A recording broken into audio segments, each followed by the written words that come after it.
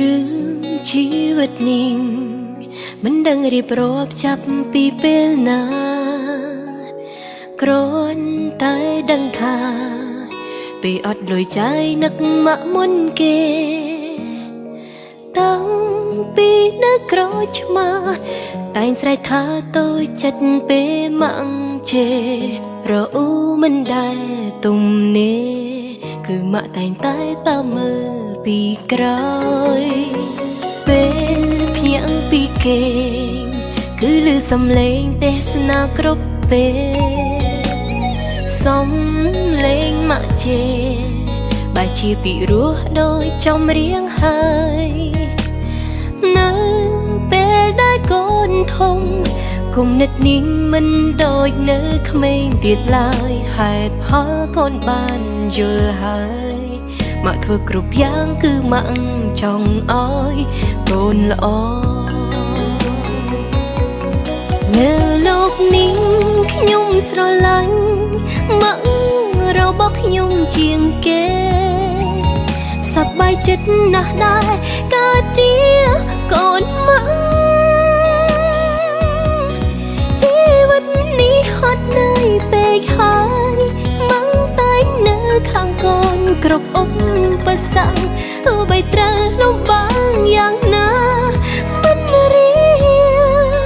គ្មានថ្ងៃឈប់ស្រឡាញ់ម៉ាក់ខ្ញុំទេកូនដឹងថាទំហំនៃក្តីស្រឡាញ់មិនអាចរៀបរាប់ក្នុងចម្រៀងមួយបទអស់ទេហើយកូនប្រាថ្នាចង់ឲ្យម៉ាក់ស្ដាប់បទនេះនៅថ្ងៃណាមួយដែលម៉ាក់ខឹងកូនម៉ាក់កុំយំណាកូនម្នាក់នេះធ្វើឲ្យម៉ាក់លំបាកច្រើនពេកហើយកូនចង់ឲ្យម៉ាក់ញញឹមឲ្យបានច្រើនមករកកូនម៉ាក់គឺជាមនុស្សស្រីម្នាក់ដែលស្អាតពូកែនៅក្នុងចិត្តកូនជារៀងរហូតលើលោកនេះខ្ញុំស្រឡាញ់ម៉ាក់របស់ខ្ញុំជាងគេសប្បាយចិត្តណាស់ដែរកើតជាកូនម៉ាក់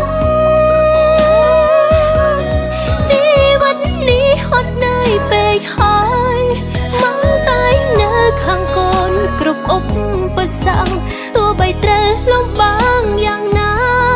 មិនរៀគ្មានថ្ងៃឈប់ស្រឡាញ់ម៉ាក់ខ្ញុំទេលោកនេះខ្ញុំស្រឡាញ់ម៉ាក់របស់ខ្ញុំជាងគេសប្បាយចិត្តណាស់ដែរកើតជាកូនម៉ាក់ជីវិតនេះហត់នឿយពេកហើយ